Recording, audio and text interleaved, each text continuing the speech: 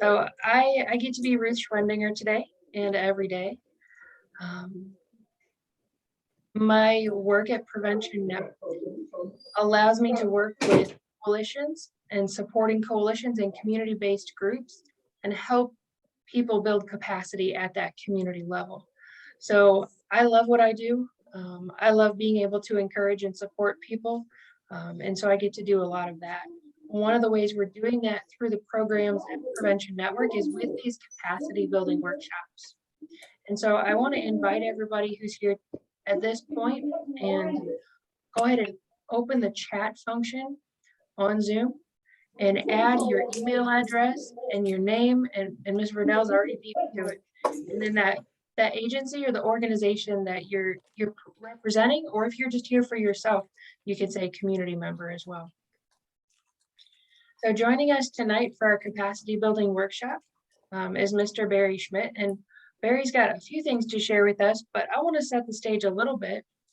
And I want to start off by saying in your chat, when you're sharing your contact information in the chat box, would you also just share what was the high temperature where you are today?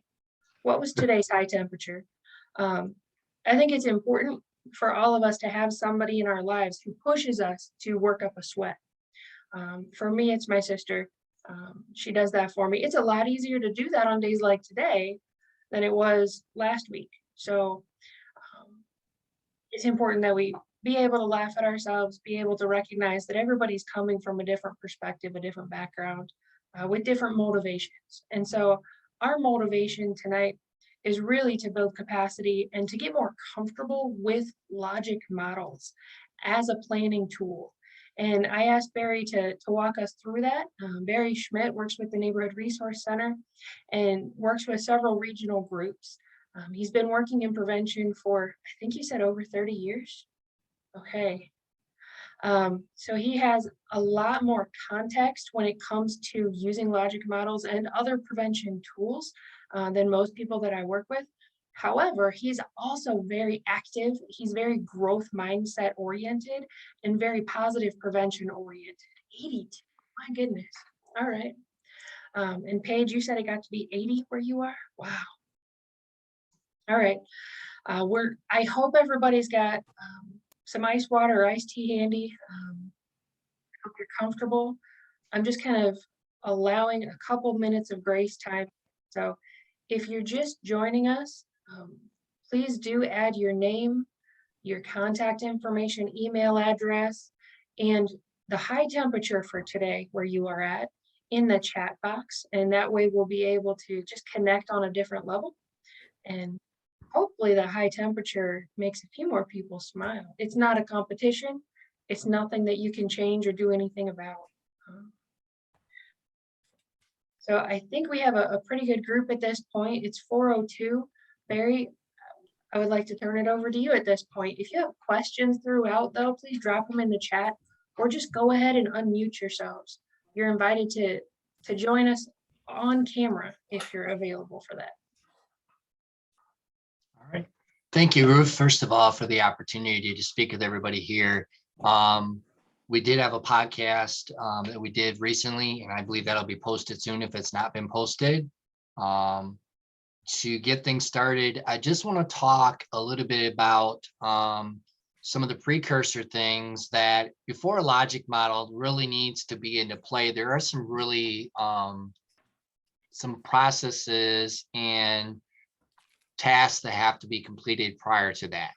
What I want to kind of do is walk through those first, and we'll get as far as we can talking about those and maybe introduce a logic model a little bit. But in our next broadcast, I actually like you to bring a issue with you, and we'll actually walk through a logic model together on those issues. So that's the second part I'll be planning on doing. But for today, I just want to start talking about what I'm going to call are some prerequisites. You know, if you've been in college, you know there are certain classes you have to take, but prior to taking those classes, you really need to have these other things. Well, that's what we're going to be discussing. We're going to be talking about a community needs assessment. Maybe you've done one in the past. I've done them too, but I think there's some things we forget about, and I want to talk about some things that are going to be helpful in actually, before you actually do the assessment itself, some pre-planning things. Then talk a little bit about resource assessment and problem analysis, problem statement, and a little bit about root cause identification. We'll see how far we get, and whatever we don't get into, we can always move into the next time we're together. So with that said, I want to talk about community needs assessment. And there's some documents that I'm going to be reading and looking at as we're doing this process. So I'm going to share those with Ruth as well. So you'll have that document in with you. So let me share my first document with you. So this is going to be tricky here because they're on a PDF. So, all right, maybe I won't be able to do it that way. Okay, so we'll just do it this way, and then I'll share a PDF afterwards. But when we're looking at community needs assessment, the first thing you need to do is a pre-planning is do a identification of who are the key individuals and the organizations that are stakeholders. Okay, when I'm talking stakeholders, you need to take a look at a variety of different things. But even before that, you have to determine, what is your community? Is it your neighborhood? Is it your township? Is it the county? Is it the city? Is it a specific part of the city? What is your specific community? What defines your community? So in the chat box, can you tell me what you would say defines your community? If you were looking to find out what's going on in your community, what would define your community? And if you could throw it in the chat box, I'd like to get some information from you. I'm one of those people, ask questions, get you to talk. So anything, you can say it's my city, my county. What would you say is your community that you would want to end up getting some information from?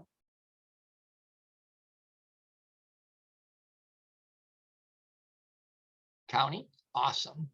Me too. School district, all right, good. Comstock Township, even being more specific. Zip code, yes, that happens too. Santa Ana County as well. Hi, Kelly, good to see you again. All right, exactly. So that's the first most important thing, is you have to identify in your community. If you don't know what your community is, and you kind of go at it with, all right, we're going to touch everybody. Well, what does everybody mean? Okay, so we're looking at that. Once you define your community, then you start looking at your stakeholders. You have to figure out. So number one, what are the major social institutions in your community? Think about all the things, whether it's DHS, whether it's groups that are formal, groups that are informal. You have to look at all those things. Who are all those different groups that you have available that are major social type institutions? And then you go into further and look at what are some of the clubs, AA groups or NA groups, or Boys and Girls Club, or YMCA, or Families Against Narcotics, or even faith-based organizations. I think we forget about that as preventionists a lot of time, about the faith-based. In Bay County alone, we have 65 different faith-based organizations, 65. So anybody got more than 65? Going once? Going twice? Anybody got more than 65? So the reason I bring that up is we thought, you know what, hey, we need to do more with the faith-based organization. So that's an example of a stakeholder that we should be talking to. Then you need to look at who are the respected leaders in your community. Now, those may be leaders that are actually in actual authority, like a mayor or a chief or things like that. But who are those other people that may be respected leaders in a school? It may be the principal, but it also might be a teacher. It might be that faith leader. Who is that respected leader as well? And then you start looking at who are the influencers. An influencer could be a mom. You think about Families Against Narcotics. It was started by moms. Or Mothers Against Drunk Drivers. That was started with moms. Or Parents Against Vaping. That was all started by moms, or dads. Who are the influencers in your community that actually make things happen? Or that, if you were to talk to them, they could get things done. It's really important to know who those people are. And then you start looking at, again, who are the individuals and organizations who you need their expertise to actually do the community needs assessment. Because if you don't know who those are, like in ours, I know that we would use the health department as ours. We would probably use the hospital. We would use the school system. So there might be an individual specifically in that system or just the system itself. So as an example, for our school, we might do the Michigan Profile for Healthy Youth as an example. Or Midland, as an example, they do the asset-based survey from the Search Institute. So, knowing who those individuals or organizations are that have the expertise, or maybe there's a college or a university that has a department that can do some of the data collection, or maybe even sociology or social work or health or any aspect of it. They want to do a project of some sort. Who are those individuals that you can get involved in that? And then you have to ask this question: who should be most involved? Who do you need to make sure that is at the table, and who is going to really make sure that this is going to happen? And it may be those people of higher authority. It may be your CMHs. It may be your schools, but it may be the mom, or it may be the recovery person that wants to make sure that information that you're getting is going to be valid, reliable, and it's going to be something that's going to be used. Who do you really need to have there? For us, it'd be DHS, it would be our court system, it would be our public health department, it would be our medical centers, just to name a few, even some of our CMHs as well, and even our like our list Ecological and different places that we do with those. Kind of think of, have you ever heard of that 12 sectors thing that is done by the drug-free communities? If you didn't, look that up, or I can send a logo on that. Basically has 12 different sectors. Look at those. Who needs to be involved? And then you have to ask another question: is who is going to most use this information? It's one thing to have the information, but who's actually going to use it? They're going to be more invested. So as the one that I just forgot about was our ISD. They're going to use our data for their grant writing when they're looking at writing grants for adverse childhood experiences, or if they're looking to expand home visiting care, any of those different things, involve those people in that community needs assessment. And then as well, you need to look at who has a positive image and is respected. Maybe they're not necessarily outspoken, but they have a positive reputation. And because they have a positive reputation, people are more likely to trust them. So I'm going to stop there for a second and see if anybody has any questions, or if they'd like to add anything to what I've said so far. Time to get I have something that I was kind of wondering about. So I work Please. for a health department, and then I'm the coordinator of our coalition.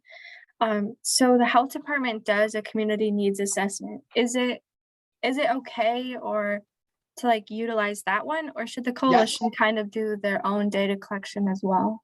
What I recommend is doing twofold. Number one, I would say use the community health assessment because it's going to have a lot of information. Mm-hmm. Secondly, and you tell me if I'm wrong, because ours is the same way as well, there isn't too much drug and alcohol information in there. It gets into maybe how many people are using, what the data shows as far as deaths and things like that. That's where you want to go a little deeper. You want to find out what is actually happening. We'll get into more about that when we talk about root cause identification, problem statement. But yes, I would say definitely use that. But I think you can add on to that as well to make it a more prevention focused. Okay. Because they're doing all the work, and maybe, you work for the health department. Is there a way to maybe have them add some of those other questions in as well as you're moving forward? As you continue building this, you're going to have additional things that are going to come up, and you're going to want to put in place. Like, do they ask how many bars per capita you have in your assessment? They probably don't, right? How many marijuana dispensaries are in your community? How many, parents are providing, how how many checks you're doing for underage drinking. Those are the kind of things that you can include as you continue building that assessment. Because one of the things that I've noticed is that when you're doing community needs assessments, they never stop. And I think that's the difference between what a coalition does and what a health department does. The health department collects their data and they collect their data, and they don't really do, I mean, they'll create those quality improvement plans and things like that, you know, those CHIPs, you know, I'm talking about community health improvement plans, but they don't really keep collecting more data. So I think that's where coalitions are unique in its aspect is our data collection for needs assessment is an ongoing process. I know that Ruth talked about it, and I know that Joel has talked about the SPIF. If you don't know the SPIF, you need to know it, you need to understand it. And from a public health perspective, it follows a lot of the 10 essentials. There's a lot of pieces of the 10 essentials in there as well. So just to give you an idea, I have a public health master's degree, so I understand the public health side of it as well. So thank you. Does anybody else have any questions or comments?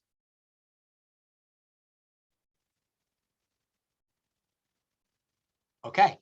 As you continue that community needs assessment, remember, you're not even collecting data yet. This is just getting it all ready. You're like, wow, that's a lot of work. I completely agree with you. That's why there needs to be a process in place to do this. And it needs to be the full needs assessment should be done every 2 years. But I believe a community needs assessment needs to be an ongoing process, that continuous quality improvement, and have a system where you always are collecting information, especially to change the conditions, the environments, the norms, the regulations that we're trying to do within that system. And then you have to look at, all right, now that we got that, we need then to take a look at what about an organizational level? Each organization that you ask to come on board, they need to evaluate where they are. So that's all part of the community needs assessment, because if you're asking community what the needs are, but maybe an organization isn't ready for it, or maybe one is ready for it, you then can have them kind of primed and ready to go, if that makes sense. So doing an organizational level assessment, there are tools out there, and I will provide a tool for Ruth that actually has it for you. But it's looking at one of the things I've done in what's called the positive culture framework. I took a training on that. They actually have what are called the social ecological framework. Has everybody heard of that before? Is there anybody who has not heard of that? Okay. And in that social ecological framework, we're looking at what are the community, what are the individual, and what are the school or institutional, you know, those kind of different things. And then we're looking at what are the universal. So what are the things we're doing that affects everybody? What are the things we're doing that are affecting the selective, those that have higher risk population, filling those in. So you're kind of doing kind of a program assessment as well. And then finally, what are you doing as far as from a indicated level? So indicated basically means, for those that aren't aware of that, we're looking at individuals that have been identified with it. So an individual that got a minor possession of alcohol, that got a possession of marijuana, those are all indicated people that actually have had a concern of that issue. So those are all part of that. And then when you're doing that community needs assessment as well, you need to do what's called a mapping exercise. Okay, when we're doing mapping, we're doing what is called, and we're gonna, and I don't have a handout on this for you to get, but I'm gonna walk through it with you to give you an idea what that looks like. Number one, you get to map the actors. You take a look at all those organizations you have, and you have to determine what is their power level. You know, do they have to make change, or even to influence other individuals to make change? Okay. So you have to map the actors. You also have to map their values, and you have to look at what are the values of the organization and how does it align with what you actually are doing. Okay.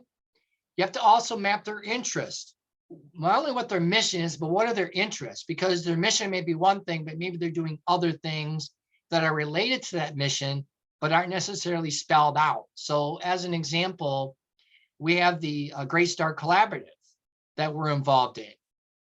You know, we don't do it a lot with 0 to 5 years old, you know, maybe some 5 to 11, but mostly we do middle school and high school. But like, so why would I be involved in that? Well, because when I'm looking at prevention, I'm looking at from a standpoint of how can we do it from cradle to grave kind of thing. Okay. So by doing that, you're then looking at how can I look, my interests align with theirs. So my interest was to make sure that kids were going to have safe environments. So that might be providing them lock boxes as an example in their home visiting program. So their interests align with us. Or it may be going and asking them, you know, it's really important to have recovery coaches. I know it doesn't sound like prevention, but really prevention and recovery work a lot together. So there's a lot of overlap with that. Providing recovery coaches or people that are public health people or preventionists that can actually go in the home and educate and provide tools for the parents to end up that are struggling with substance use, or even connecting those from the hospital standpoint of those that are pregnant, and as well getting them some education information to help them to not have a child that's going to be addicted or even come out with those things. And if they do, having those things in place to help with that. Hopefully this is all starting to connect together, because I do that. I kind of connect everything together. So hopefully I'm doing that. Then you have to map your resource. Go ahead, Ruth. I just wanted to slow us down for a second, because some of the terms you're using might not be really familiar to people. Okay. And so Thank you. I just wondered if there's any questions about some of the terms that Barry's been using. Like I said, he's got a lot more context than most people that I've been working with recently. And so the way that we create a culture of growth is by encouraging questions. So please speak up and ask your questions, because we want you to understand this is designed for you to build capacity. So when we're talking about all of this mapping, we're not looking at everything everybody's doing at every level. What we're looking at is that common ground. Where is there overlap? Where are there things that are aligned? We want to know who the key players are in the community, who those key influences are, even if they don't have currently some shared common ground or some shared mission and interests with us. Because one of the things that we understand within substance misuse prevention and health promotion is that it affects everyone. And so as a culture, as a community, everybody should be invested at some level. And there's always opportunity for growth in those relationships, in those partnerships. And so I just wanted to interrupt for a second and give us a chance to ask questions. But if there aren't any, we can go ahead. And you know me, I can talk forever. So feel free to interrupt me at any time. I'll try to stop more often. The map power was the other one that you're looking at, Paige. And don't worry, you're going to get a handout on this as well. I'm going to send those over to Ruth, and she'll have all that information. Remember this, you may not get to all this right away, but you just continue building yourself as you move forward in the process as much as you can, because you want to get to the problem. I understand that. How many people have people that say, here's the problem, let's fix it right away? Anybody have people like that? Exactly. And those are the people you want on your team. I understand that. And I completely agree with that. But if you don't do all this legwork, one example I have right now is an organization that I'm with right now that they've decided to keep jumping in all these different initiatives. And I told them from the beginning, you can't do that. They don't want this one individual doesn't want to listen to me. Well, guess what? Now the organization is starting to flounder and starting to fall apart, because you need to build these things ahead of time. This will save a lot of headache and a lot of recreating the wheel, which is one of my worst things I don't like to do, is recreate the wheel. So appreciate all the comments and any questions as well. So I have a go ahead, question. Kelly. Please. Yeah, so I have like this disconnect with the assessment, and I've been through every community needs assessment I can find in my area. And so when I think about doing an assessment, am I trying to identify a problem, Or is it like more like a research project? Because I have this idea that this might be a problem. So I have the question and I'm trying to find the answer to that question. I'm trying to identify if this really is an issue or if it's just the result of another problem. I think it's a lot of times combination of both, but the way Okay. I approach it most of the time is from a research perspective. Mhm. What can I get as far as much information? Because you can have a lot of information. I understand that some of it may not be usable, but it may be usable to somebody else. And then the other thought that I had in looking at these other assessments is, you know, that data that's missing that I want to know about, that I have questions on. Is that where I need to try to fill in the blanks to see if we're missing something as a community? Exactly. That's That makes more exactly why sense, these doesn't things it? are important, because you will fill in those blanks while doing those things. So as an example, let's say you want to pass a ordinance that you want to not have any more marijuana dispensaries, as an example. If you Mhm. haven't done your due diligence and your power mapping and know what the dynamics are in that, that could be a disaster. And I can tell you right now that I did that. We went in and we had a situation where they were saying there's the opting in, opting out. We provide information, but we did not know all the power dynamics as well as we should have. And that was a learning lesson from me. So you're going to make mistakes along the way. It's better to make mistakes on the front end than it is on the back end. Yeah. Because then you can correct and make adjustments the next time. And what I'm giving you is some tools, and I'm recommending to use as many of these as you can, but you need to fit it for your community and your situation as well, and your capacity of your organization. I don't use every single tool every single time, but what sometimes happens is I'm in a meeting, I'm like, oh my word, we need to do a power mapping now. So let's walk through it together. That's still an assessment. It may not be the ultimate assessment when we're thinking a health assessment, but it's still a community needs assessment when we're looking at that. Yeah. Okay, good. Yeah. All right. Any other questions, comments? If I'm going too fast, tell me. If I'm going too slow, tell me, because I can talk for 3-4 hours. I talk to students that long sometimes, so I have a question. please.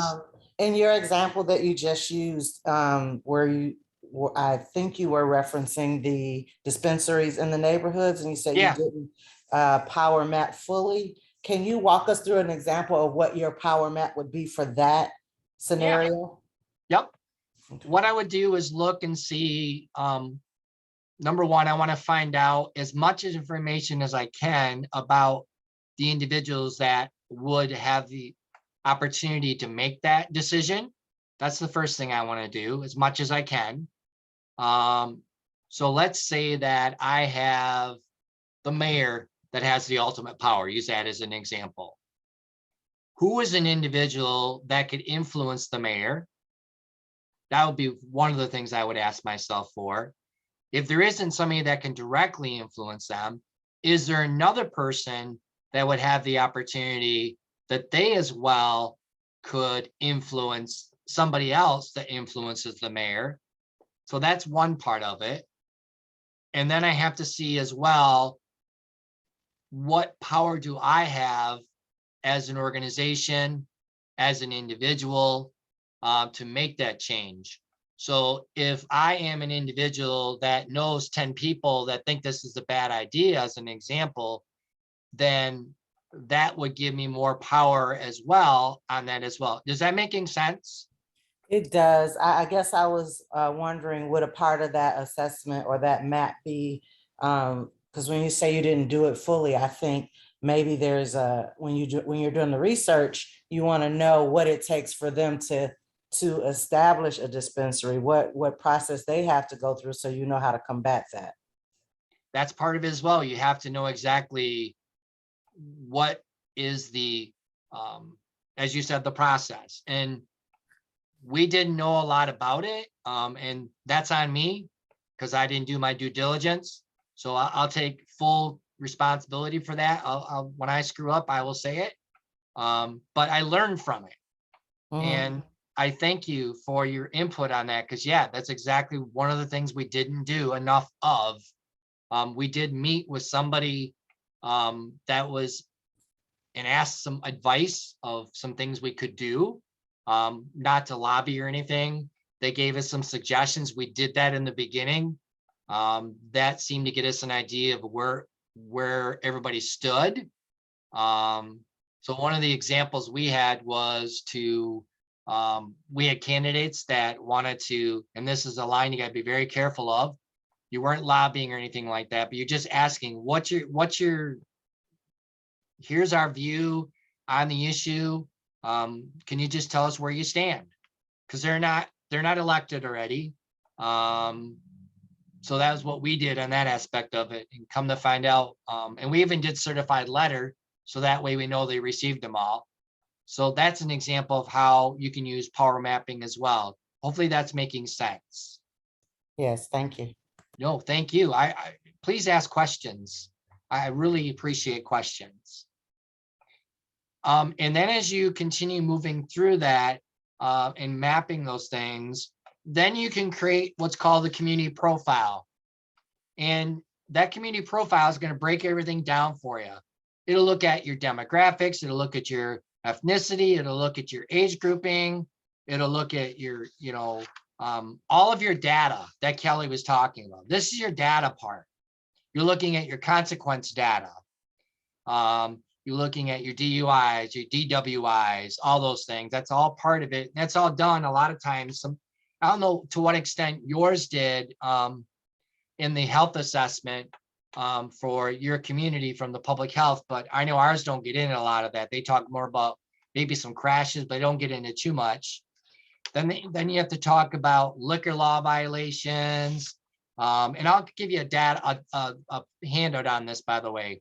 Looking at alcohol sales, looking how much actual dollars that are being involved in that, how many bars per capita you have, number of retail outlets. Has there been any compliance checks?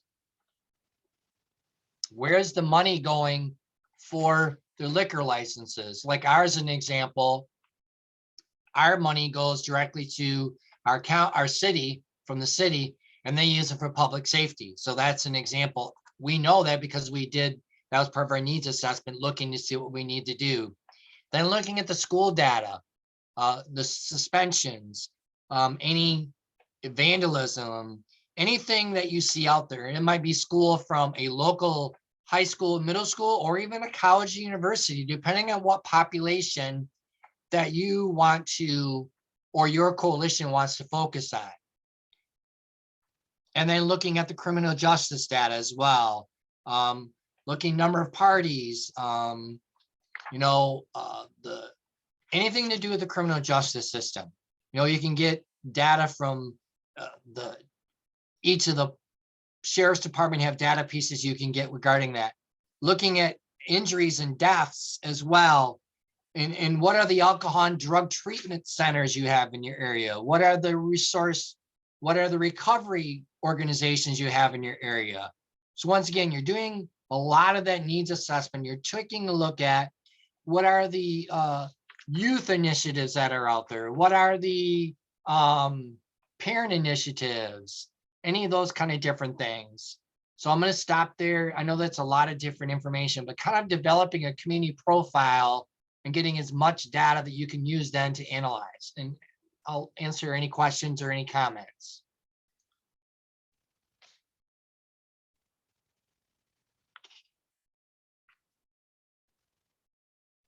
All right. I'm sorry, I couldn't get unmuted. Oh, Just a no quick problem. question. Is it sometimes difficult to get this information, this data that you're talking about from the organizations? Do you ever get any, Yes. Okay, all right. The timid part of me is like, oh, don't say no. Okay. No. No. So as an example, Kelly, we've had our 4 districts do our MiFi, which is a 4 district we have in our area. And this year, only 2 of the 4 are doing it. Oh, So, yeah. and we've done everything we could to make sure we can have that data. We've offered to do it for them. We've offered to, you know, help them in any way. We even offered to analyze their data for free and help them write grants to get more stuff. And they decided not to do that. So, I mean, we've offered every avenue we can. So yeah, Kelly, some of the times, and sometimes that data isn't available in all communities. And then you have to sift through some of it as well. That's the other thing you have to be concerned about, is what data is usable, what isn't usable. And that's why when you're doing this whole process, looking at everything, if you can have a team of individuals that work with you on this, that's a key. You know, if you have 2, 3, 4, even 6 people that can actually help getting all this data. Remember, I gave you all the precursor. Now we're starting to actually collect the data. So all those precursor things will help you get people to collect that data. And then once you collect that data, then you have to analyze it as well and see where things are going as well. And just as an FYI, there is a whole needs assessment worksheet that is done by, I believe, Samsha, that I will give to Ruth as well, that breaks down all the elements and gives you a chart to put them in, as well as different policies you can take a look at in your community. And I'll send all this over to Ruth. She's going to have a nice long list of different things you're going to have available to you when we're all set and done here of information.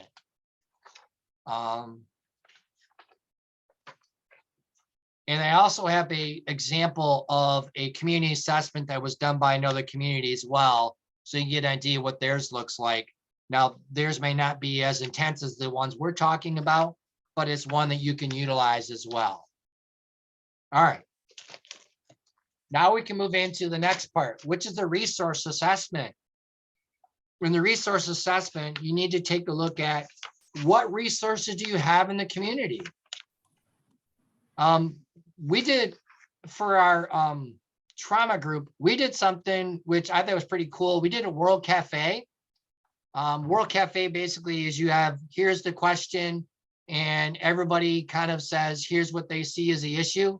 So looking at youth, what are all the resources you have for youth in your community? Looking at the senior, older adult population, what are all the resources you have for that community? You know, look at every population and think about every resource you have, and everybody should be writing, adding as you go along, more information as you can. So who's in the business community, you know, that you could reach out to? What are the resources they have available? Maybe it's time, talent, maybe even treasure. They may even have money they want to share. You know, what are the resources that the government agencies have that you could tap into, AKA grants, you know, maybe getting in presentations in front of them. So looking at all those sectors that Ruth put in, those 12 sectors, looking at, and also looking at the populations you serve, what are the resources you have available? And then taking a look at, okay, when you get all said and done, you have to look at what resources do we need? So not only resources are there, but what resources do we need and want? And that's going to change, by the way, as you continue moving through the process of actually going through the actual logic mod, all those things, your needs are going to change. So that resource assessment is really imperative. In fact, it's so imperative. When I did a group with our ISD youth from a law enforcement youth perspective, they wanted to do things on vaping and mental health. That said, okay, what are all the resources in the school? And they had to come up with policies. I said, what about people? Oh yeah, these people. What about this? What about that? And I said, what about outside the community? What are the resources? So the more you get an idea what the resources are, and the reason I bring that up, the World Cafe, we had over 150 different resources from different populations that we had access to that not everybody knew about. So sometimes that could be done with just people that are in a room. That was the best way to do it. But you also could send it via email as well and say, hey, add to this list, and just keep adding to that list. And So think about all the things you're doing just in your organization alone. Does everybody that is on that team, do they know what you're doing? Do they know everything you're doing? You give you an example. We're part of the hospital, but we're kind of separate from the hospital. We're there, but we're not. Whether it makes sense or not. And I was at a meeting yesterday, and I showed them all the things we're doing, and they're like, "You do all that?" And they're like right next door to us. And I said, "Well, just so you know, that's not all we do." They're like, "You do more than that?" So knowing what other people are doing is really important. That's where the resource assessment goes. And what also happens with resource assessment, if you don't realize it, you can share resources. So I'll give you an example of that. We have a Region 5 Prevention Collaborative. We share our resources about our time, our talent, and now we're sharing treasure. So we're actually sharing money that we receive from a prevention network grant. Thank you, Ruth, and their team, that we actually can now share with them to do a media campaign, which we need to get approved. I get that, across that spectrum. So that's something that we're looking at. So it gives you an idea. You don't know when you start sharing resources what actually can occur. So anybody having unique ways that they have shared resources or heard about resources shared? And I'll stop there. And I'll check the chat box as well. One of the things that the Thumb Opioid Response Consortium did was they created a transportable hidden in plain sight setup.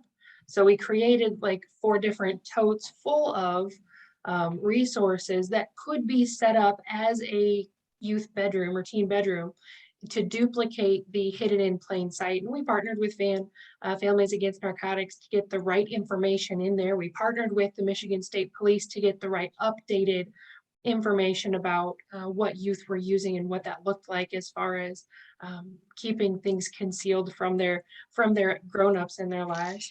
And so that was another resource sharing. And those are just being stored at the health departments, and anybody who wants to in the community can go in and borrow those. So I think that was a neat resource sharing tool. And I know Paige had her hand up a little while ago. I wonder if you had a. I'm sorry, Paige. Go ahead, Paige. It had something to do now with this section. It wasn't the other section. So You that's can go ahead and ask anything you want. Okay. It had to do with we don't do MiFi in our school district. They refuse as well. So how do you go to the hospital and ask them, or the sheriff's department, ask them what you're looking for? Like, what do you, just from like layman terms, hi, I'm Paige, this is what I need. What would you do? Well, the first thing I do is build a relationship with them in general. Just introduce myself, tell them who I am, what I do. And then after that, say, what can we do for you? How can we help you? And then as you build that relationship, you'll notice that they're willing to share information. Now, not everybody does it right away. They have to see the benefit of it. I guess maybe I'm unique. I've had nobody ever say no to me yet. So, I've been very fortunate in that. In what county are you in? Oakland County. I'm sorry, I couldn't hear you. Oakland County on the west Oakland. side. So you have a McLaren there? That's in Brighton. Okay. So that's not really my county. So like we have Providence Hospital. So I don't even know who to ask for, because you go to the front desk and I'm going to get nowhere. No, you're not. One of the things that I would do would be to check with probably, just trying to think who it would be in a hospital situation. Is there a community assessment coordinator, or is that even a real you know job? what? Check with, there should be a community educator. Okay, that's a There good should one. be a community educator. And almost every hospital there is, because they have health screenings and things like that. And, I know here at McLaren, we actually have a person that actually does just data collection. And I can send an email to them and ask them for the information, but I also have a benefit. I'm part of it. And as far as the sheriff's department as well, if there should be a person that's an information officer is what I would look for, something like that. That would be what I would look at. If you need me to do some digging for you, I can. I'm more than willing to do that. Let me make a note so I do that. We have a bunch of substations around here. I don't know if Okay. that's typical of a lot of places, but that's what we have. I do have a good relationship with our police department, so Okay, I good. can start there. Okay. Okay, I will thank look you. I'll look at Providence Hospital and see if I can find something in there that might have a inroad in there, and then I'll send it to Ruth to send to you as well. Thank you so much. I'll look. I like doing research on that kind of stuff. So This is Sarah Krebs from Gratiot County. I just put in the chat, we have a collaborative council in Gratiot County. Would you have anything like that in your county that might be a good jumping off point to kind of introduce yourself to some different people? I've never heard of that. Doesn't mean that it's not here. Right, just Usually- something, yeah, something that you could kind of look for, because that's a really good spot where Yep. we kind of have started. We kind of started as I guess, an offshoot from the collaborative council. Our substance abuse coalition did, but it's something that continues to go, continues to run. And so many community partners go there, and there's usually someone from the health department, the hospital, and that sort of thing. So if you could maybe research and see if you guys have something like that, that'd be a great spot to start too. yeah, at one point, Sarah, every community was supposed to have, every county at least supposed to have a human services Right. collaborative council. Yep. So look for a human services collaborative council in Oakland, or even, even your Oakland Health Department might even have a connection. I remember when I was there, they were doing the substance use at that point when I worked in Auburn Hills area for a while. Good answer. Good job, Sarah. I didn't even think about that one. I get tunnel vision sometimes. Sorry about that. All right. Any other resources anybody's had besides what we talked about with Ruth and the hidden in plain sight movable system? I've seen that. It's pretty cool, by the way. It's pretty neat to take a peek at. All right, so we get to move on to the next slide, man. Look at that. We're moving on. So now we have to look at problem analysis. Now you have to take a look at all that data, all the information we got, and you have to figure out, okay, well, what's the problem? You have to figure it out. What is the actual problem? And then let's say it's underage drinking. Let's use that as an example.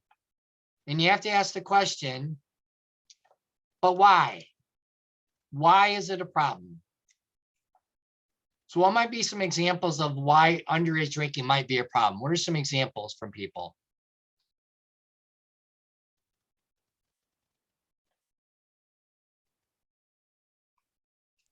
Drinking and driving, the development, the slowdown of the development of their brains.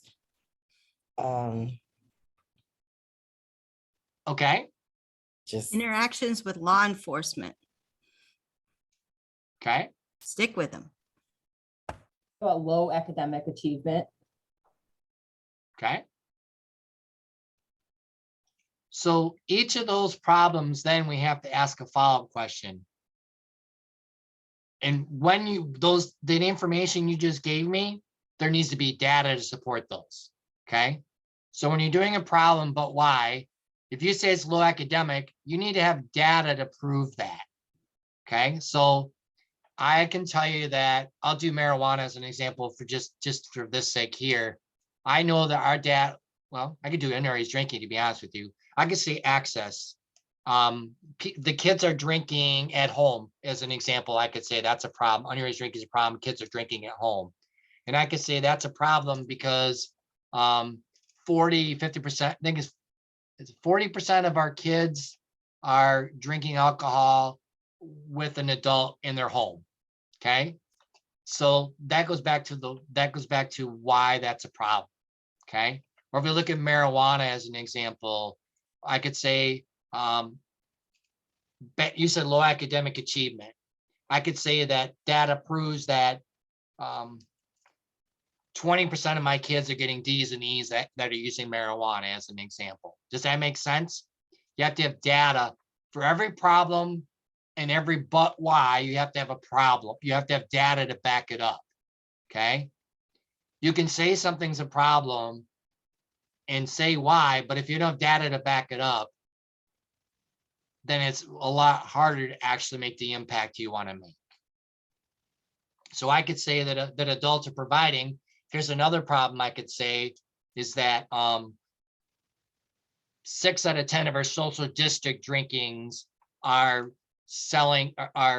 providing alcohol to minors. And I could say, but why here? And then I could have data that actually says that based upon that.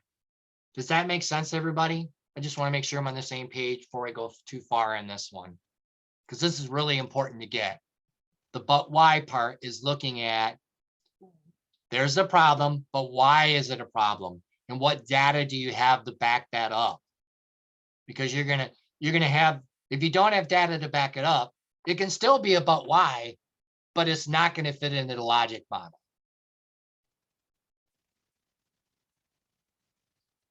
So I'm gonna stop there, see if anybody has any questions or needs more input on that.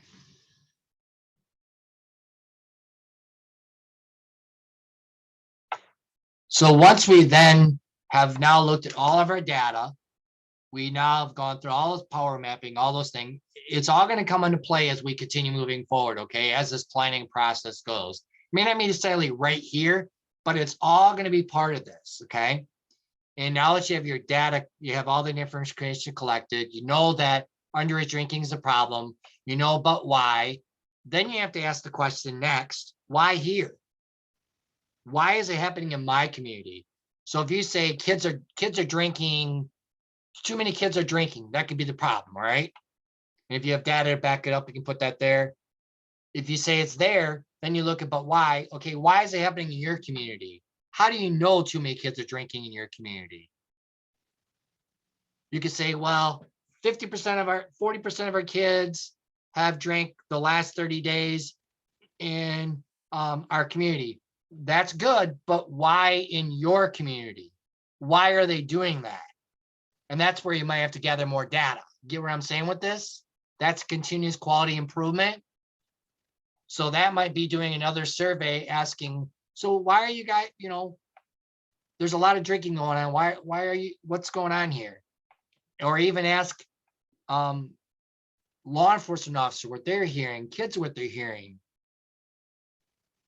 Hope this, okay, it's connecting. I see some of you are bobbing your heads. I just want to make sure it's connecting before we go any further. Because, yeah, go ahead, Kelly, please. Okay, I got to put it out in a sequence of steps for it to Yep. solidify. So Good. if I say that the problem is there are too many youth who are homeless in our community. So that's the problem. The problem will be homeless. There will, okay, okay, go with that. All right, go ahead. And then, but why? Why are they homeless? So it would be high unemployment, higher instances of youth substance use, a lack of resources in our community. And then I have to prove those but whys with data. So then I go to the community again and say, so I have to find out is the economy really bad? What's the unemployment rate? Exactly. Yeah. Okay. And then go looking for youth resources. And when I get a list about like this, I say, see, there's just nothing there for them. Yeah, and you can quantify it as well and say, we have X amount of resources available or whatever. Yeah, yeah, and schools and law enforcement report lots of interaction with youth and substances.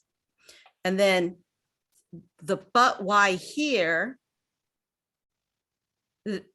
that it's like, okay, so why is this happening here? In your community, your specific community, Yes, whatever you yeah. identified as your community. Yes. Yeah. So that's, in this case, that sounds like that would be a more of a summary of the problem and the but whys. Correct. Okay, all right. You're trying to determine, you have the problem. Here's why here's why, but why is it a problem here in our, here, why is it a problem? And then you're looking at specific, these are your local conditions, the why here. Yeah. Oh, What why local- here? They're gathering out at the park because it has in Croswell, because it has lots of trees and it's secluded. And so they're camping out there. So That's why what data do you have to prove that? a pit count. Okay. Yeah. Yep. I don't, exactly. but I'm just saying, yeah. Yeah, that's an example. Yeah, yeah, Yep. okay. That makes sense. Now I got you. I'm gonna double check and see there's something in the chat box. That was just me, but Ayana has her hand up. Hey, Barry, I had a question Yep. about your example with the underage drinking at home. So you Yes. mentioned in terms of the but why here, you mentioned going back and maybe surveying the children and then the officers. My first thought was getting research to say we have a lot more liquor stores, we have a lot more billboards. Is that also Yep, something that that's- goes in the but why Yep. here? Yep. And we'll get into more of that. Okay. You're completely right. Now you're looking at what are called the root causes. And that's where we're starting to get into those even more. Okay. You're correct. Exactly. All right. Let's move on to that next one. So the question I'd like you to answer in the chat boxes. Before I get in that first question, when you hear the word logic model, what emotion comes to you when you hear the word logic model? What comes to your mind right away when you hear the word logic model? What emotion comes to your mind? Fear. Thank you, Paige. Anyone else? Well, I just think make sense of it. That's not really an emotion, but That's okay. The confusion part sometimes. That's how I feel.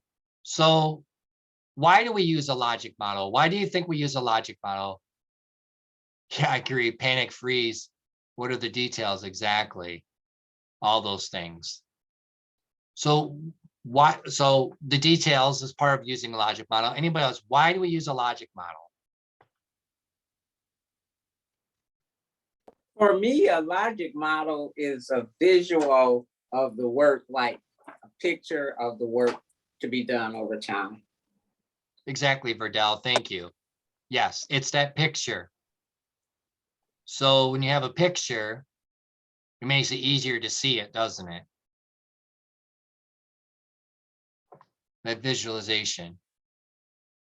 What are some successes or challenges people have faced when trying to, number one, if you've never done one, then you probably haven't had any success or challenge. But if you've ever tried to do one, what are some successes or challenges you might have faced during that process?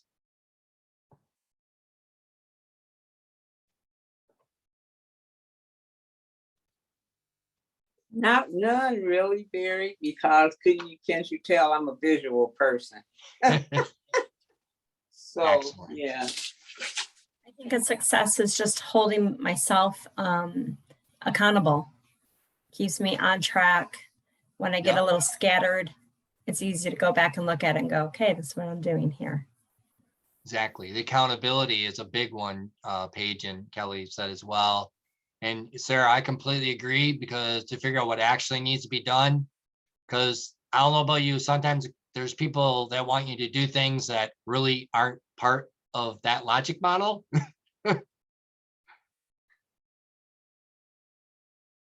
So yeah, exactly. Logic models can be scary, but they are a great tool to actually break everything down. And I like the word, I think it was Paige said, accountability, because it just doesn't hold you as a coordinator, you a person that's doing that. It also holds the other group members accountable as well.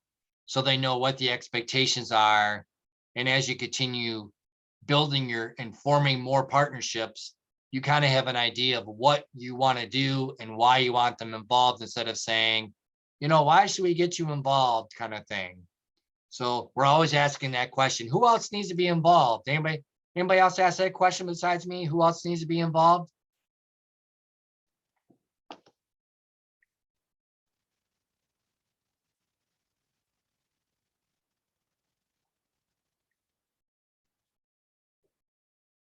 All right. Let's move on then. We're going to start talking a little bit about this today, the last few minutes. So our our objective for logic model is to identify the benefits, define those key components. And we're not going to do it today, but we will draft a logic model. We'll have an opportunity to do that.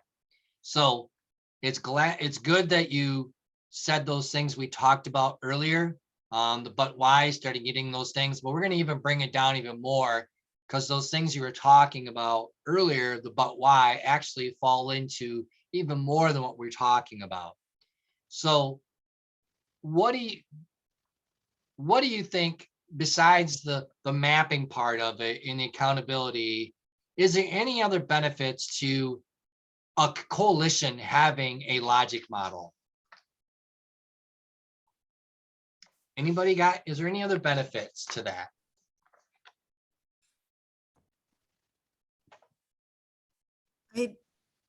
I think that having a logic model gives a broader picture of your goals and creates more buy-in from your members. Excellent. Thank you so much. I'm trying to get that.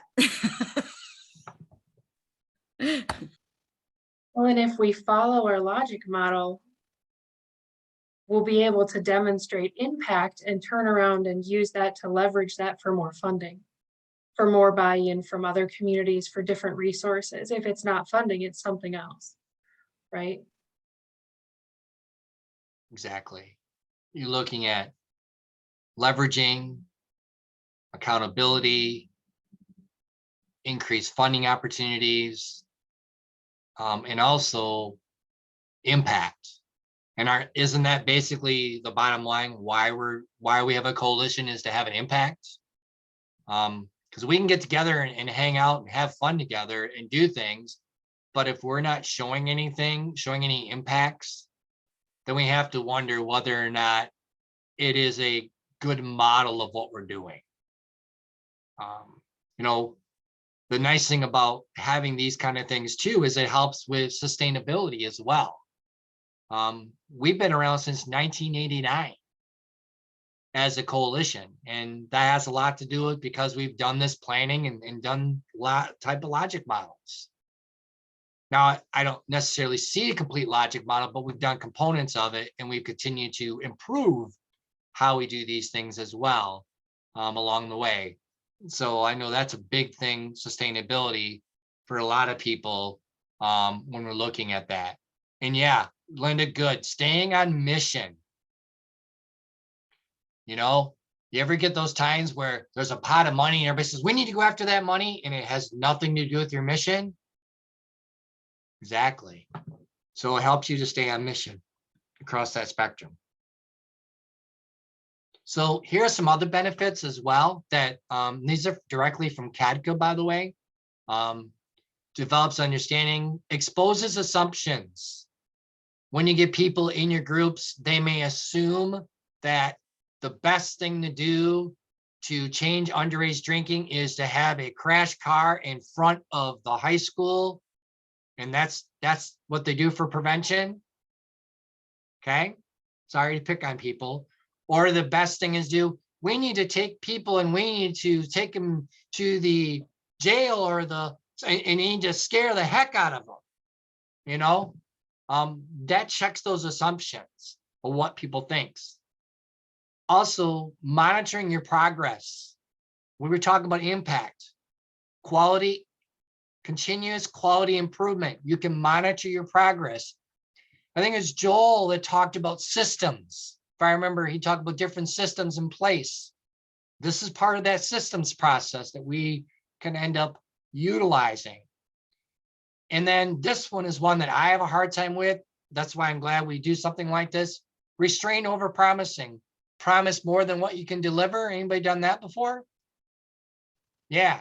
And it's not because you can't deliver it, but it's maybe because of your capacity, you know, and we're always asked to do more and more and more and more and more and more, but get less and less and less time to do it. Anybody have to do a year-end report for their PHIP? I know I do. Wouldn't that be nice to have a nice reporting thing that you got all set to go and you don't have to go through, what did we do and think about it? You ever done that before? What if instead you had a process where now you actually can put it through a system? Okay. It's imperative to me, and it promotes communication. And as it says, an evaluation tool. Because you can use the logic model to walk frontwards, and you can use the logic model to work backwards and actually determine whether or not you're making that impact. No, I wasn't trying to dance. I was just trying to show you. Okay. Nobody laughs at my jokes. All right. So when we're looking at a problem analysis, there are some things we need to do. And there's the citation of where I got this from. And you'll have access to that. I'll make sure she gives you that whole document on that. Problem statement. Underage drinking. Homelessness in youth. That's a problem statement. You have to have data to back it up. You have to have what are called root causes. We'll talk about those in a few minutes. And then you have to have local conditions as well. So those are all part of this analysis part. All right.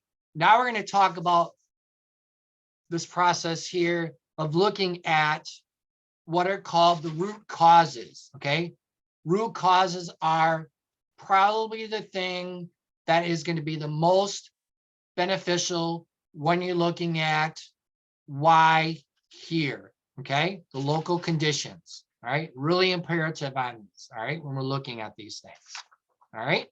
So, actually that's the but why more as well.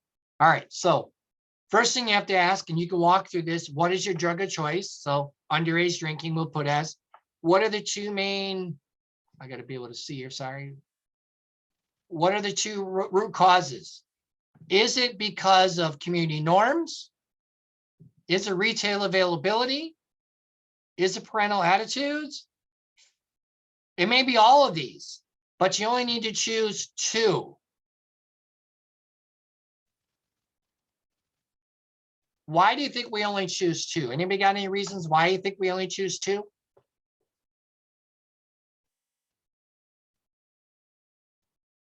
To stay focused Exactly, that's part of it. and to manage the impact or have more impact. Manage it, yep. And we have in the availability of resources, right? We're not we're resource limited. We're not resource heavy, right? So focusing on two things get you focused on specifically what you're working on, and you're not working on other things. Now you may down the road, you know, because you may evaluate your process to say, okay, now we've got that to where we want it. You may work on other ones, but once again, you have to look at those things. But these root causes are what we're looking at on that but why. Okay, so I made an error in speaking earlier. These are your but whys. These go for everything that you're talking about. When you're talking homelessness, there's a little bit of difference in some of these. You can adjust some of these, you know, but for substance use related, whether it's marijuana, underage drinking, vaping, opioids, and you could change parental attitudes to into youth. You could do, you know, you could change it to different, maybe it's adults attitudes, or maybe, whatever that may be, but this one's generally designed for the youth, which a lot of us work with. But those root causes, and I'll send you a document on what each of those root causes equals as well. Community norms. Think about underage drinking. What is the thought about drinking alcohol in your community? Our thought in Bay County is we have information that shows that in the past that parents thought alcohol was a rite of passage. Okay, that's a community norm.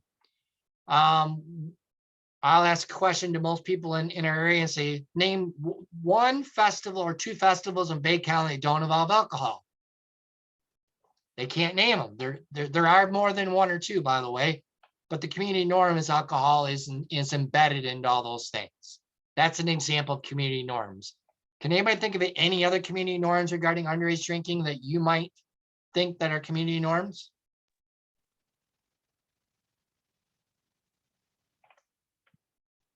Go ahead. Go ahead, Kelly. Well, we have a community who has a homecoming weekend, and they have their beer tent out at their park. I know. Parents have a beer tent at the park? At the park in the evening, and they started early enough that they're not able to have any activities for the kids at that park.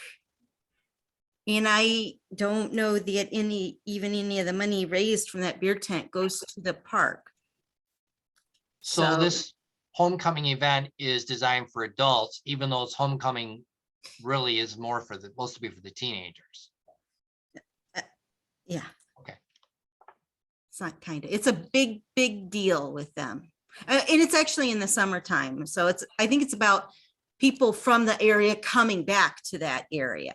Okay. Yeah. So there's all kinds of things happening, even a bunch of activities for the kids, but those activities can never be at their largest park because they set up their beer tent at noon. Okay. So the community norm would be there is that alcohol needs to be the center of the activities in that specific aspect of it. Okay. Anybody else? Thank you, Kelly. One of the things that I've seen commonly in rural Michigan is alcohol and hunting, opening season. Sometimes, kids get that day off of school, and it's a rite of passage, and it's a combination of those different norms. And so that's a challenge as well. Exactly. Anyone else want to share any community norms in your community?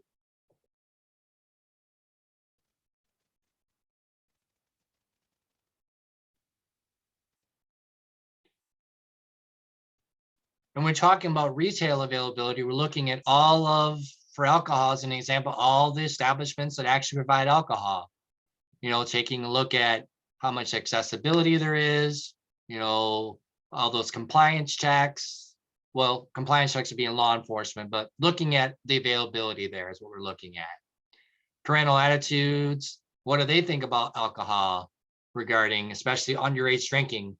It's rite of passage, it's natural, it's normal. We've all done it kind of attitude. Favorable attitudes as well as the youth. What do they think about it? Do they think it's okay to do those things as well? And then taking a look at price and promotion, looking at your locations, and do you have alcohol 99 cents where right next to it is another sign that says buy a Coca-Cola for $1.29? Those are an example of price issues or promotion. What's going on in your stores as far as the different pictures and different things that are promoting it? Are there drink specials, things like that? Then you have to look at social availability. It goes back to, is the alcohol being provided to the kids in some way? What is the social availability, whether from an adult, a parent, a bunch of parents? You know, there are parents that think they can drink as long as they take the keys and they walk in the door. What about laws and enforcement? What's your compliance rate? Are you having any issues regarding DUIs or DWIs or anything like that? So that kind of breaks open all those different aspects of it. And we want to choose 2 of those before we go through that process. So if you were to choose 2 right now, based upon just what you know on your problem, we're not going to do any data collection right now. I understand that. What 2 would you say are the 2 that you would choose for your root causes? You can either put them in the chat or you can tell us outside of the chat box.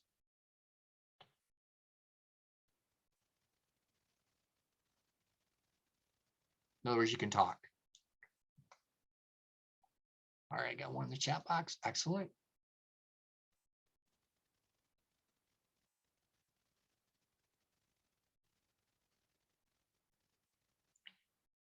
And Ruth had a good point too. You have to see when you're choosing those 2, which ones do you have the capacity to do within your coalition, within your group, whatever you're doing. That is important. So thank you, Ruth, for reminding us about that as well. That capacity is done in every aspect of it. So I used to always think, well, assessment, you do assessment, you do capacity, you do. I found that you have to do assessment and capacity and assessment. They all overlap. They're all intertwining with each other. They all intersect each other. So that's imperative as well. All right, we got some other ones as well. Community norms of social availability, retail availability, parental availability, parental and youth. Okay. So my challenge to you would be to start looking and seeing whether there's any data to prove what you said. Just start looking and see if you have any data. So I'll ask you next time if you found anything or not. And that could be simple as just data you get from existing sources. You know, that's the easiest way to look. Or you can also just ask people, any kind of collection of data that you can do. Make sure you're following all your organizational policies, procedure regarding data collection, things like that. However, just try to see if you have some data to prove what you think. Because what we think and what data proves are 2 different things sometimes. Retail availability, yeah, we think, and price of promotion, maybe we think that's a big issue, but maybe we're finding that, well, we thought festivals were a huge issue. So we had done a lot of focus on our festivals and it worked really well. But now our last survey we did our last time said festivals, kids aren't even getting any from festivals. So we're like, all right, and then we looked at drinking and driving and things like that. And we're not seeing increases in those times. So we're like, okay, that isn't one that maybe we need to do anymore because the data doesn't show it. So it's really important to look at your data when you're analyzing that process. Yep. So if you need help, don't forget to email Ruth in the next couple of weeks and she will help you as well collect and get that data. Remember, these are tools that you're able to use, these presentations, as well as using Ruth as a resource.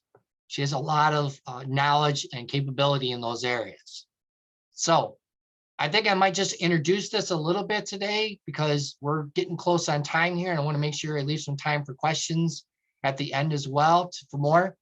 But you break it down. So here's kind of what they did as an example. They broke it down to say the drug of choice was prescription drugs. They found that availability and youth favorable attitudes were, and what they found that it looked like is youth were stealing prescription drugs from the grandparent medicine cabinets. And they'll have data to prove that. And youth were sharing prescription drugs with friends at school. So that's an example of what that looks like. And this PowerPoint, when we're done with the last one, will be available for everybody as well too. And that's in the stuff I'll be sending you as part of the process. So here's what a logic model actually looks like, okay? We don't have any data in there yet, don't worry, we'll get there. But we need to start thinking about, so here you can see on the left-hand side, there's prescription drug misuse. The 2 root causes they chose were availability and youth favorable attitudes. And you can see that when you're looking at the local conditions, They have to be specific, identifiable, and actionable, okay? You can stop youth from sharing prescription drugs at school, right? That's something you can do. Because you can educate, and you can have those medications locked up. That is something you can do as an actionable item. Same thing with sharing as well. You can educate, inform, and have accountability for those that do those things as well. Those are very specific when it comes to those.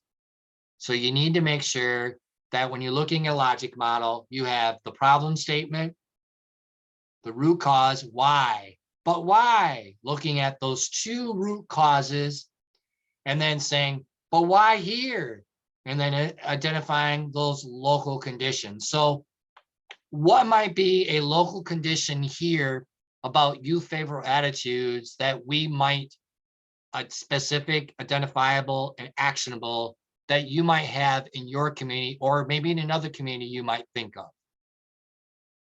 What do you think, everybody?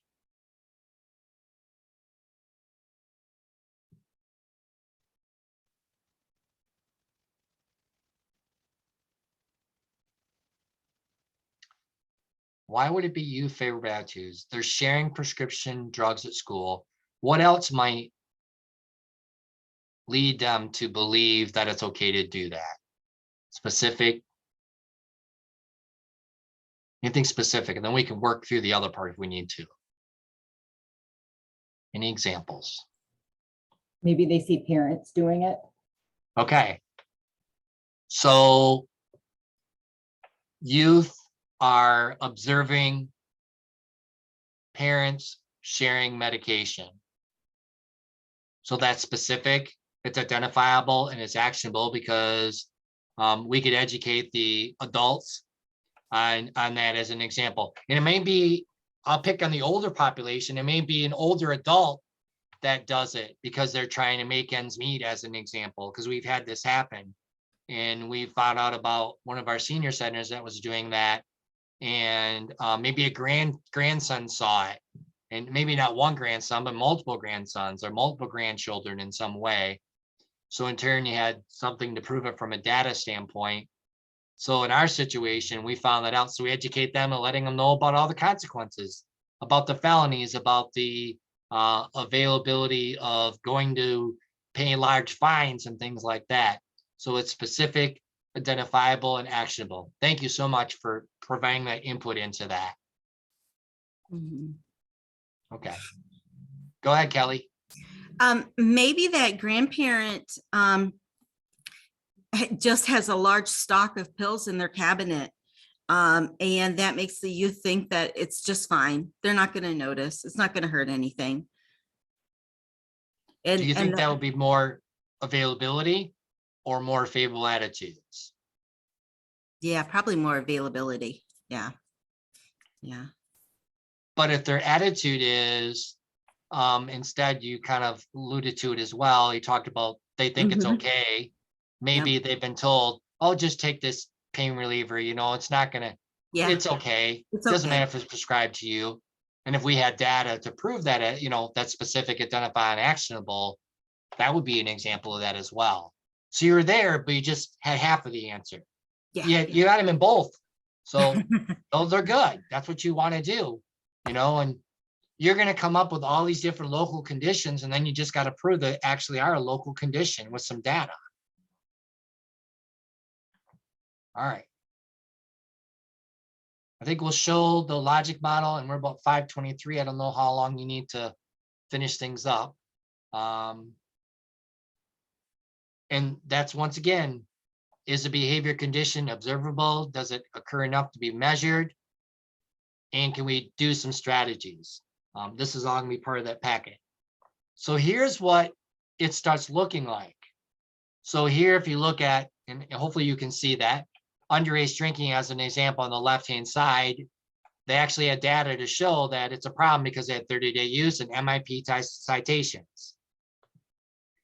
Every point that you have, whether it's a problem, root cause, or local condition, all have to have two pieces of data. Okay, That data doesn't always have to be quantitative. It can also be qualitative. Everybody understand the difference in the two? Quantitative is numbers. Qualitative is information. Okay. That's an important part. And you want to make sure it's something that you can measure and date, source, and you know, and make sure that that's what you have. You have some measure and a source and a date that you did that. So you can replicate it again. So if I did 30-day use, I could use the MiFi as an example. And if we didn't do it, like we're not doing this time, I need to find another way to prove that. So I need to figure a different way to do that, which we've done some different things to do that. So that's an example of that. So when you're looking at the attitudes, you have to have, you can see their perception of risk, parental disapproval. Those are just some basic questions you can ask. And you can ask those questions in a survey, or once again, following your data collection methods of your organization, that might be a focus group or a listening session. So everybody know what a listening session is? A listening session basically is you have a topic, say, you know, why are kids underage drinking? You're just listening. They're just giving you information. You're writing down all this information, and you can continue to build upon those as you continue asking those questions. So you're just listening. You're not talking a lot. You're doing more listening than talking. It's not a focus group because it's focus group is a little more formalized, but this is more of a, hey, tell me what you think. It could be a one-on-one too, by the way. You could ask, you know, ask your key leaders, even parent organizations as well. So does that, anybody have any questions on that aspect of it?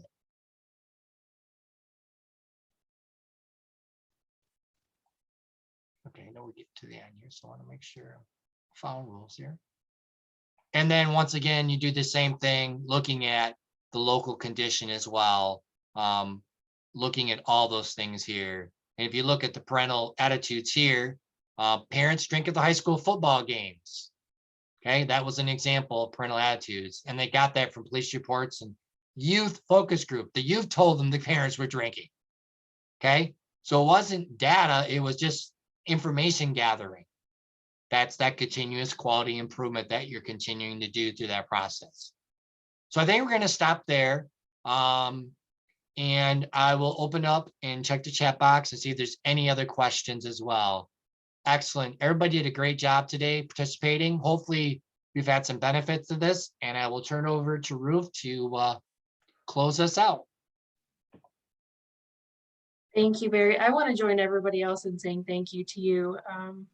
Appreciate you helping us put all this in context as far as understanding how logic models can help us move forward with our coalitions, with our different groups. So Barry's going to send me a file full of information, I'm sure. And I'll share that out. My plan is tomorrow morning, along with a link for a survey, so you can provide us with feedback. Multiple times tonight, Barry has mentioned continuous quality improvement. Within our culture of growth, that is one thing we strive for, is to continuously improve. So your feedback is important. It'll be like a 90-second survey, but feel free to spend more time on it. If you have more feedback, it's always welcome. I did put my email in the chat box. If you did not put your email in the chat box and you want McBAP CEUs for today, I need you to put your email there along with your full name. So if there's anything else going on, any other questions, I welcome you to do that. Next time, in 2 weeks, we will be encouraging you and asking you to build your own logic models. And so identify that problem statement and do some of this, some of these steps within the next 2 weeks. Reach out to me if you have questions, if you're looking for specific data points, if you have gaps in that data. I don't have all the answers. I will work with you to find some of them. So that is my ability. So I don't want to overpromise. Are there any other questions? Yeah, thank you so much for the participation.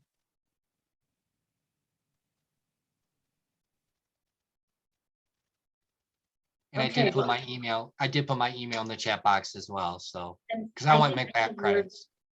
Okay, and I think you have your last slide has your contact information, Barry.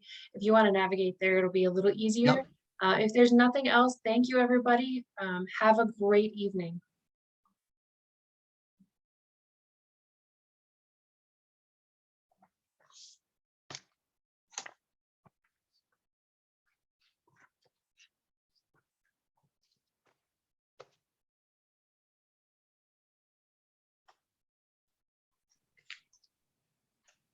All right, Barry, thank you. I think that's everybody. Okay. We'll And I, talk what I again. can do is I can scan this document and send it to you in Google Drive. Would that be okay? Whatever format works for you is fine with Okay. me. Okay. It'll be in one file. That way you won't have to go through file and file and file. If it's multiple different files, I'll be able to share it to the CADCA Michigan Page Library, but some of those might not be shareable.